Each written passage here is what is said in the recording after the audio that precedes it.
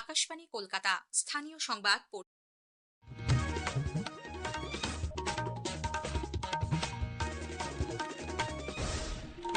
আকাশবাণী আগরতলা স্থানীয় সংবাদ পড়ছি চন্দন লেখাপাল। এখনকার বিশেষ বিশেষ খবর হলো, রাজ্যে মুখ্যমন্ত্রী নিরাময় আরোগ্য অভিযান আগামী 31শে ডিসেম্বর থেকে শুরু হচ্ছে। কৃষিমন্ত্রী রতনলাল নাথ বলেছেন, রাজ্য সরকার রাজ্যের সর্বত্র বৃষ্টির জল সংরক্ষণ ও বনায়নের ওপর বিশেষ গুরুত্ব দিচ্ছে। স্বরাষ্ট্রমন্ত্রী অমিত শাহ আজ বলেছেন যে, প্রধানমন্ত্রী নরেন্দ্র মোদীর নেতৃত্বে গত 11 বছরে আসাম এবং অন্যান্য উত্তর পূর্বাঞ্চলীয় রাজ্যগুলিতে অভূতপূর্ব উন্নয়ন হয়েছে। বিজয় হাজারে ট্রফি সীমিত ওভারের ক্রিকেটের গ্রুপের তৃতীয় খেলায় ত্রিপুরা আজ জয়লাভ করেছে। এবারে সংবাদ বিস্তারিত। মুখ্যমন্ত্রী নিরাময় আরোগ্য অভিযান আগামী 31শে ডিসেম্বর থেকে রাজ্যে শুরু হচ্ছে। ওই দিন বেলা 1টায় নৌকা ভবনে অভিযানের সূচনা করবেন মুখ্যমন্ত্রী অধ্যাপক ডক্টর মানিক সাহা। বর্তমানে 30 বছরের ঊর্ধ্বে মানুষের মধ্যে উচ্চ রক্তচাপ, ডায়াবেটিস, হৃদরোগ, স্ট্রোক এবং বিভিন্ন ধরনের ক্যান্সার একটি বড় সমস্যা হিসেবে দেখা দিয়েছে। অনেক ক্ষেত্রে এসব রোগ দীর্ঘদিন ধরা পড়ে না এবং পরবর্তী সময় মারাত্মক আকার ধারণ করে।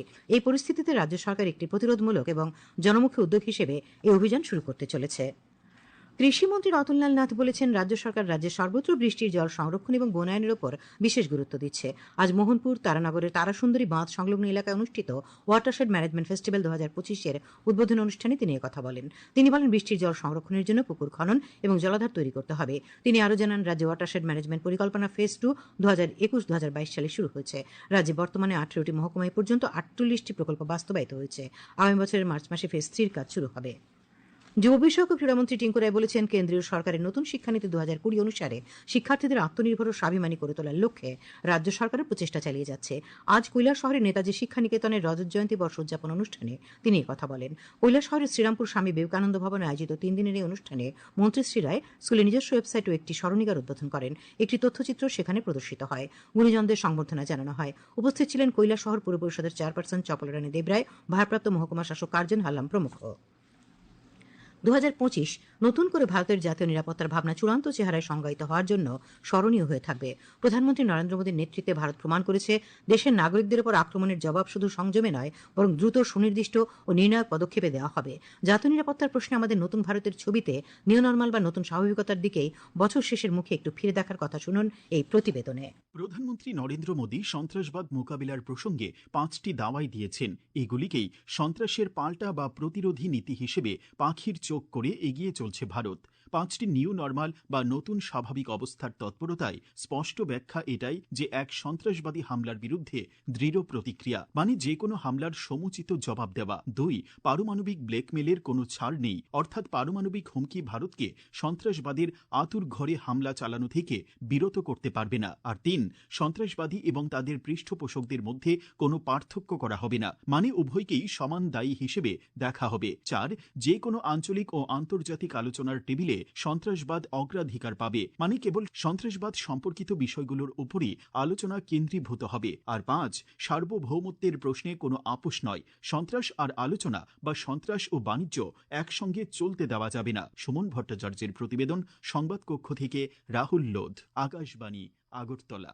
উত্তরাখণ্ডের দেরাদুনে ত্রিপুরার ছাত্র এঞ্জেল চাকমার মৃত্যুর ঘটনায় দোষীদের কঠোরতম শাস্তির দাবি জানিয়েছেন সাংসদ বিপ্লব কুমার দেব। তিনি জানিয়েছেন, মুখ্যমন্ত্রী অধ্যাপক ডক্টর মানিক সাহা এবং তিনি নিজেও এই বিষয়ে উত্তরাখণ্ডের মুখ্যমন্ত্রী পুষ্কর সিং ধামির সঙ্গে কথা বলেছেন।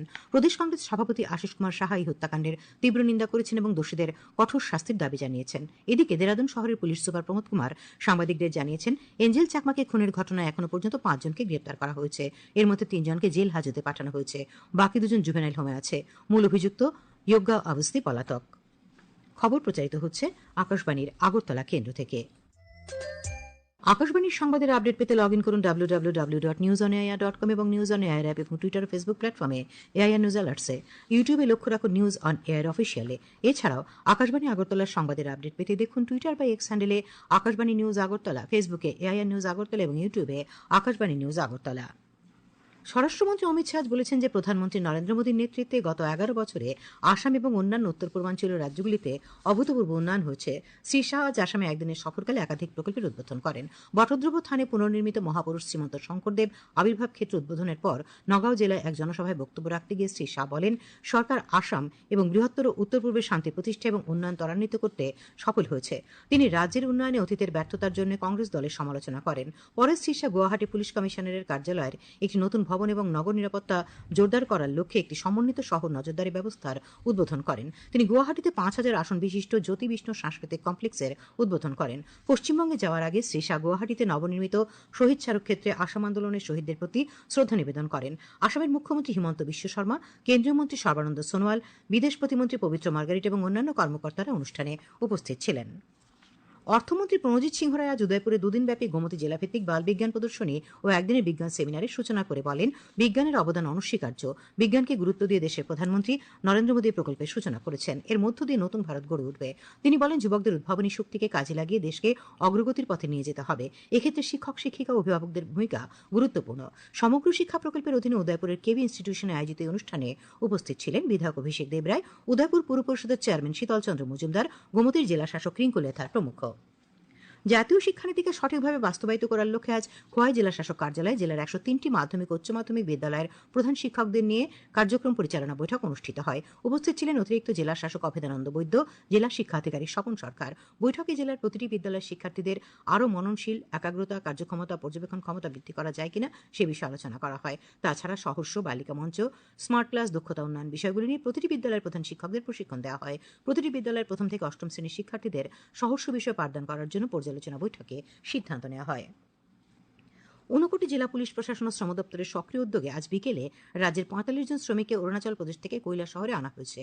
উদ্ধারকৃতদের মধ্যে 34 জন কৈলাসহর মহকুমার এবং বাকি 11 জন ধর্মনগর মহকুমার। শ্রমমন্ত্রী টিঙ্কুরাজ কৈলাসহর থানায় গিয়ে শ্রমিকদের সঙ্গে কথা বলেন। সারা ভারত কৃষক সভার দক্ষিণ জেলা সম্মেলন আজ বিলোনিয়ার পুরনারায় স্মৃতি ভবন অনুষ্ঠিত হয়েছে। সম্মেলনের উদ্বোধন করেন সারা ভারত কৃষক সভার রাজ্য সম্পাদক পবিত্র কর।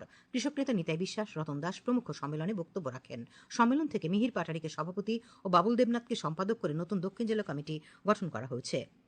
পিএমসি জোলাইবাড়ি মহেন্দ্রমোহন দ্বাদশ বালিকা বিদ্যালয়ে আজ থেকে শুরু হয়েছে দুদিনের বাল বৈজ্ঞানিক প্রদর্শনীতে জেলার বিলোনিয়া, সাবরুম ও শান্তিরবাজার মহকুমার বিভিন্ন স্কুল থেকে নির্বাচিত মোট 30টি মডেল নিয়ে ছাত্রছাত্রীরা অংশ নিয়েছে।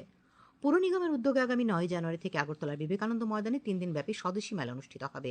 মেলার সূচনা করবেন মুখ্যমন্ত্রী অধ্যাপক ডক্টর মানিক সাহা। মেলা প্রতিদিন বেলা 2টো থেকে রাত 9টা পর্যন্ত চলবে।